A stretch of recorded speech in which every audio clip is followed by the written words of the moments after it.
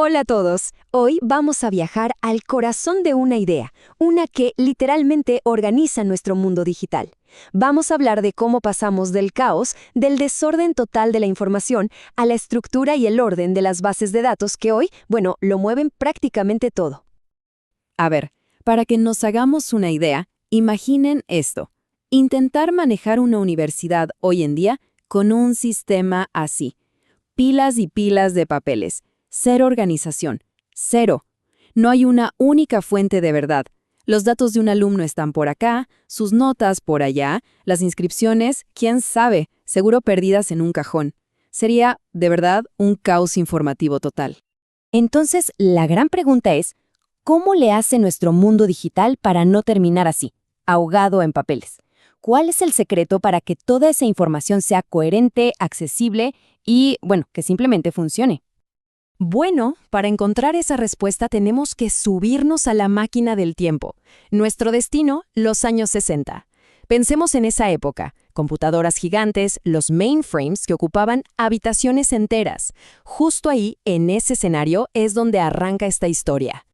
El primer intento, la primera solución para guardar datos en una computadora, fue algo que llamamos archivos planos. Y eran justo eso, archivos de texto súper simples, sin una estructura clara, sin reglas. Cada programa que quería leer esos datos tenía que ser un experto, tenía que saberse de memoria el orden exacto de todo, como si tuviera un manual de instrucciones secreto que solo él entendía. Miren, un ejemplo de un archivo de estudiantes podría ser algo así. Una sola línea de texto para cada persona, con sus datos separados por, un palito. A simple vista, uno dice, bueno, se ve fácil, ¿verdad? Pero, créanme, esta simplicidad era una trampa. Escondía unos problemas gigantescos. Es que, piénsenlo, buscar a un solo estudiante significaba leer el archivo completo, línea por línea. Una locura. Los datos se duplicaban por todos lados, sin ningún tipo de control. ¿Y la consistencia? Olvídenlo. No había reglas para asegurar que un dato estuviera bien. Pero lo peor, de verdad lo peor, era esto. Si un programador decidía cambiar algo, por más mínimo que fuera en el formato, ¡pum!, todos los programas que usaban ese archivo se rompían, dejaban de funcionar. ¿Y las relaciones entre las cosas? ¿Como qué alumno está en qué materia? Eso no estaba en los datos, estaba solo en la cabeza del programador. Un desastre esperando a ocurrir. Claramente, la industria se dio cuenta de que así no se podía seguir. Era insostenible. Así que el siguiente paso fue lógico. Ok, necesitamos ponerle algo de estructura a esto. Y ahí es cuando nacen los modelos jerárquicos. Un buen ejemplo es el sistema IMS de IBM. La idea era organizar los datos como si fueran un árbol genealógico, pero uno súper rígido.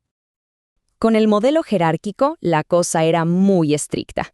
Cada dato, digamos un hijo, solo podía tener un padre. Y claro, esto en el mundo real se queda corto muy rápido.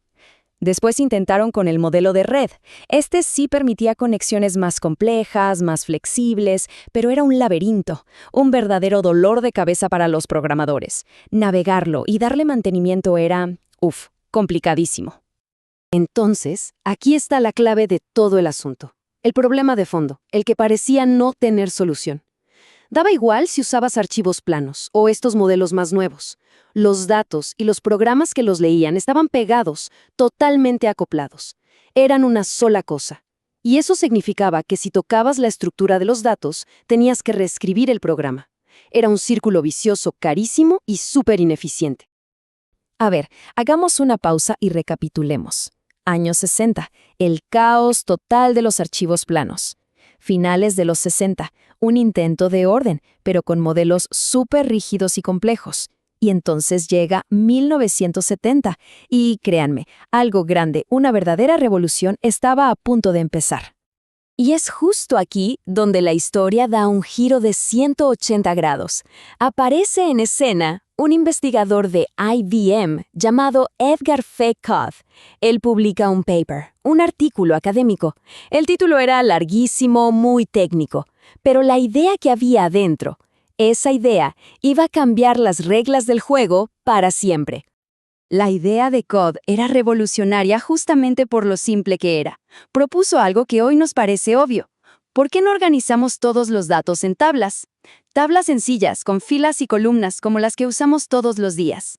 Y para conectar una tabla con otra, en lugar de usar punteros físicos súper complicados, simplemente usamos valores que tengan en común. Pero la verdadera genialidad, el cambio de paradigma, fue esto. Vamos a separar los datos de los programas, que vivan en mundos separados. Esa fue la clave. Y esta imagen lo resume todo a la perfección. El modelo relacional era la promesa de un camino para salir del caos, del enredo de antes, y llegar a la claridad y al orden que tanto se necesitaba. Ok, para entender bien cómo funciona esto, vamos a desglosar su idea en 3 partes súper sencillas. La primera es la tabla. ¿Qué es una tabla? Pues simplemente una colección de datos que están relacionados. Por ejemplo, una tabla con la lista de todos los estudiantes. Luego, dentro de esa tabla, tenemos las filas. Cada fila es un registro único, o sea, representa a una sola cosa, a un estudiante en particular. Y por último, las columnas. Cada columna es una característica, un atributo que describe a ese estudiante, su nombre, su apellido, su fecha de nacimiento, cada pedacito de información. Y aquí es donde todo cobra sentido. En una tabla como esta, la de alumnos, todo encaja perfecto. Cada fila, un estudiante. Cada columna, un dato específico sobre él. Todo limpio, todo estructurado. Adiós a las ambigüedades. ¡Se acabó! Ok, perfecto. Ya tenemos nuestras tablas súper ordenaditas. Pero, ¿quién las cuida? ¿Quién se encarga de manejarlas, de poner las reglas, de que todo funcione como debe ser? Bueno, para eso existe el Sistema Gestor de Bases de Datos, o como lo conocemos por sus siglas en inglés, el DBMS. Pensemos en el DBMS como el gran guardián de los datos. Su trabajo va mucho más allá de solo guardarlos. Es el que define la estructura, el que maneja cuándo se agrega, se borra o se cambia algo. Es el que garantiza que los datos siempre sean correctos y consistentes. El que dice, tú puedes ver esto, pero tú no. Y hasta se encarga de las copias de seguridad. Es, literalmente, el cerebro que controla toda la operación. Y claro, para poder hablar con este cerebro, para darle órdenes y pedirle cosas al DBMS, hacía falta un lenguaje universal que todos pudieran usar para comunicarse con él. Y ese lenguaje es SQL, el lenguaje de consulta estructurado. Y aquí viene otra de las genialidades de todo este sistema.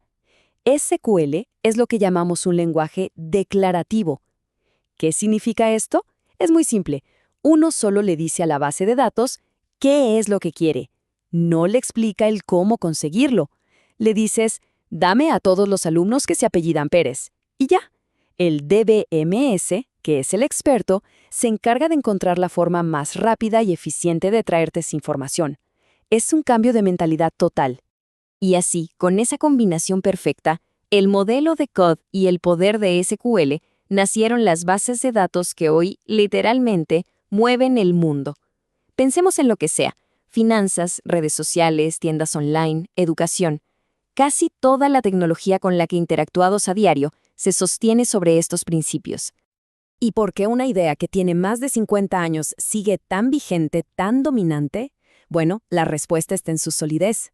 Es un modelo robusto, es simple de entender, garantiza la integridad de los datos como ningún otro, puede crecer y manejar cantidades enormes de información y, por supuesto, tiene un lenguaje estándar universal como SQL que todo el mundo conoce. Así que, para cerrar, quedémonos con esto. Una idea de hace medio siglo fue la que trajo orden a todo el caos digital y básicamente construyó el mundo como lo conocemos hoy. La pregunta que nos queda flotando en el aire es, si esta fue la gran revolución de los datos del siglo XX, ¿cuál será la próxima?